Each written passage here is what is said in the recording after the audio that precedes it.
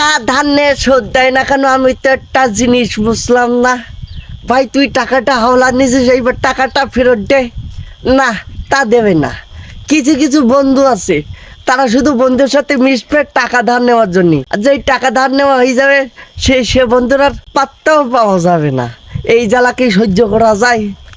টাকা যখন শোধ করতে পারবি না তখন টাকা নিলি কেন? হ্যাঁ, কিছু কিছু বন্ধু আছে টাকা শোধ নিলে তার গার পাত্তাই পাওয়া যায় না। তার গার সামনে যখন যাবা তখন তারা উপজাই বলবে তুমি টাকা চাওয়ার তোমার দরকার নেই। তারা উপজাই বলবে ভাই অমুক তারিখে অমুক দিন টাকাটা দেওয়া নেই, আর সেই দিন আর কোনো পাত্তা পাওয়া যায় না। এই জ্বালা কি সহ্য করা যায়? টাকা নিছিস ভালো কথা, এবার টাকাটা ফেরত দে। আবার তো তোর মনে মনে তো আবার বলতেছিস টাকা ফেরত চাচ্ছে, আমি বোধহয় মরি গেলেই ভালো হইতো।